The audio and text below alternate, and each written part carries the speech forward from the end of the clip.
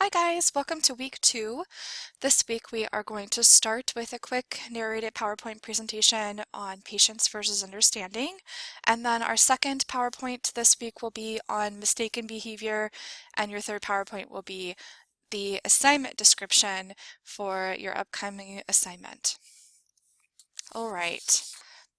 So if you've taken Intro to ECE at Pierce College, you probably are already very familiar with the importance of understanding when working with young children. It's important that we continue to grow in our understanding of this idea and really work towards applying this principle to our work.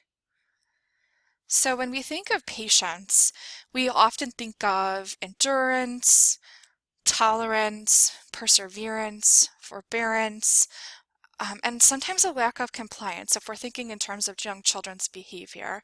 And really, who wants to simply be tolerated?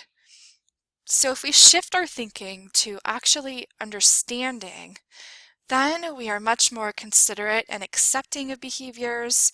We're appreciative of development. We can be more supportive and help children work through their problems, and we show a higher level of compassion. So you probably remember from your reading this idea that patience really implies that a child is inferior to an adult and must be controlled. If we move towards understanding, then we are actually moving towards a place that values guiding behavior rather than waiting for challenging behavior to pass.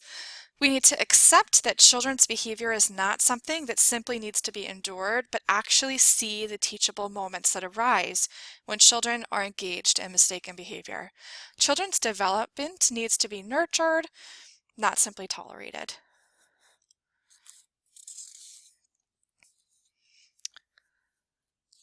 You may often say that you have patience, but what maybe you actually mean is that you have understanding. Patience is really more about tolerating an inconvenience, where understanding actually encourages growth and views a child's behavior as something that can be guided. So take a minute and reflect on a time that you had to be really patient. Maybe it was waiting in the line at the bank or waiting for a professor to respond to an email.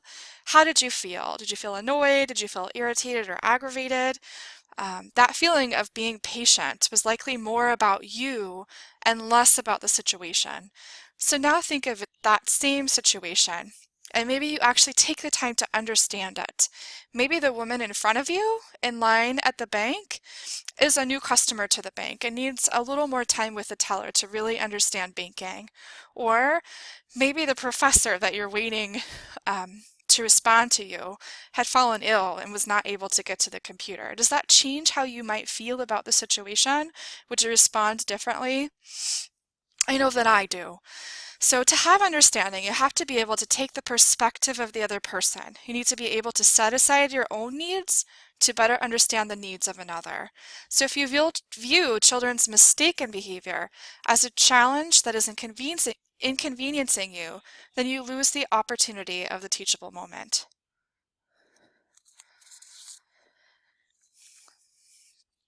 So take a minute and just read this slide.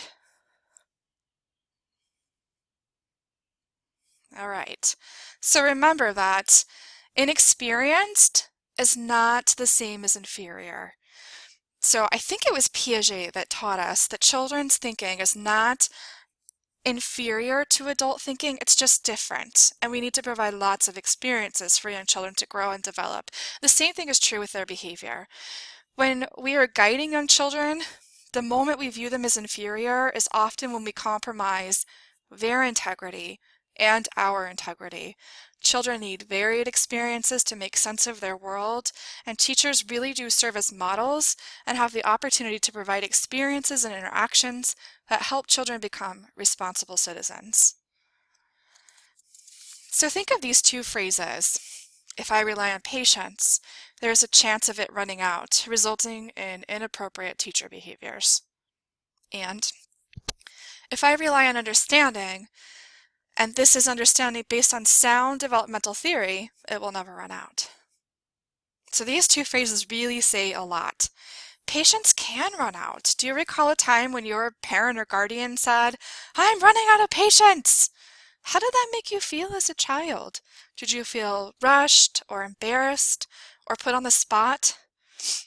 We need to help children understand the implications of their actions without compromising their self-concept. All right. So last week I mentioned that we would look more at the difference between guidance and discipline. Many teachers use these two words interchangeably, but let's look at the meaning and connotation of both of these words and then decide for yourself which is more fitting and appropriate for what you are working towards when you're working with young children. So discipline tends to punish the child for making mistakes, where guidance really is more about teaching children to solve their problems. Discipline tends to punish children for having problems that they really can't solve on their own. And guidance teaches children to solve their problems. It gives them tools and skills to be successful problem solvers in the future. Discipline is intended to keep children in line, and guidance helps teach children the democratic life skills that they need for the 21st century.